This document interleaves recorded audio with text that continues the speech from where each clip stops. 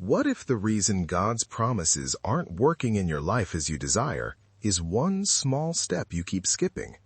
Stay right here, because in the next few minutes, I'm going to show you 3 people in the Bible who were in impossible situations and the exact steps they took to force heaven to respond. And these steps still work today. Here's the hard truth many believers are not aware in church. Faith without activation is just belief. And belief alone doesn't move mountains. Activated faith does.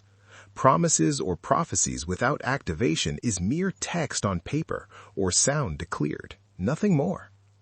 Most people read the promises. They pray once, they wait, and when nothing happens, they assume God said no. But that's not what the Bible teaches. Look at Hebrews 11:1. Faith is the substance of things hoped for, the evidence of things not seen. Substance. Evidence. The Amplified Classic Version says, faith perceiving as real fact what is not yet revealed to the physical senses. These are active words. Faith was never meant to be passive. It was designed to be deployed. Anything we need from God requires activated belief, which is called faith. So let me show you how 3 real people deployed it and got real results. First story. It was 12 years that the woman with the issue of blood in Mark 5:25-34 suffered, spent everything she had on doctors, got worse, not better. But then she heard Jesus was nearby, and instead of waiting for him to find her, she made a move. She pressed through the crowd. She said out loud, "If I touch even the hem of his garment, I will be made well." Mark 5:28. Notice what she did. She spoke the promise before she saw the result. She moved her body toward the miracle. She acted as if it was already done. And the moment she touched the hem of Jesus' garment, power left him and entered her. 12 years of suffering, gone, instantly. Second story.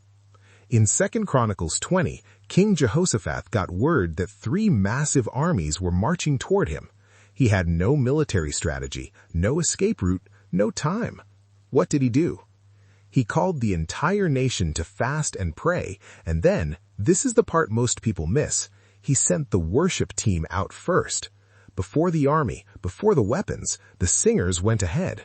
And as they worshipped, God set ambushes against the enemy. The armies turned on each other. By the time Jehoshaphat's people arrived at the battlefield, every single enemy was dead. 3 days it took just to collect the plunder. Here's what this teaches us. When you're surrounded by impossible circumstances, don't strategize first. Don't panic or be consumed with fear. Worship first. Faith unlocks divine doors and supernatural possibilities as well as divine intervention that no human plan ever could. Third and last story. Blind Bartimaeus was a beggar sitting by the road when he heard Jesus was passing by. Mark chapter 10, verses 46-52. The crowd told him to be quiet. He was an interruption, a nuisance. But he cried out louder, "Jesus, Son of David, have mercy on me." And Jesus stopped, called him over, and asked him the most important question. "What do you want me to do for you?"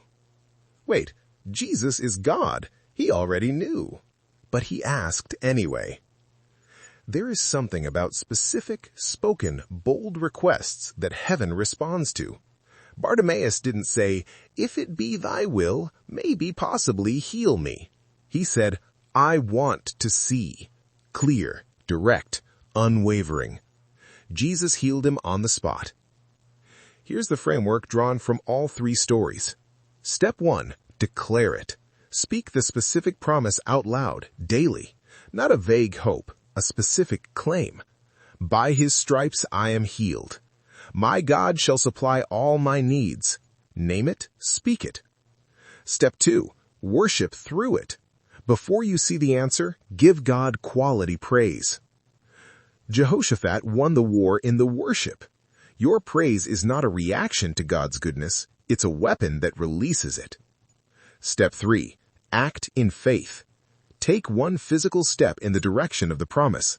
The woman with the issue of blood pressed through the crowd, even though culture labeled her unclean and unfit to mingle.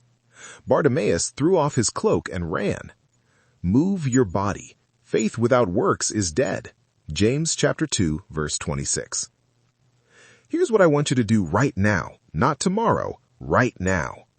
Write down one promise from God for your situation, one verse, then speak it aloud 3 times. Then do one physical thing, one act that proves you believe it. That's it. That's how the woman got healed. That's how Jehoshaphat won a war. That's how a blind beggar received his sight. The promises of God are not locked. They're just waiting to be activated. Don't let another week pass you still be in the same stuck place. The steps are simple, the results are real, and God's word does not return void. Isaiah chapter 55, verse 11. If this opened your eyes, share it with someone who needs a breakthrough today. And drop activated in the comments. I read every single one. Please remember to share and subscribe. There is power in your mouth. Release it, act upon it, and see your world change for good.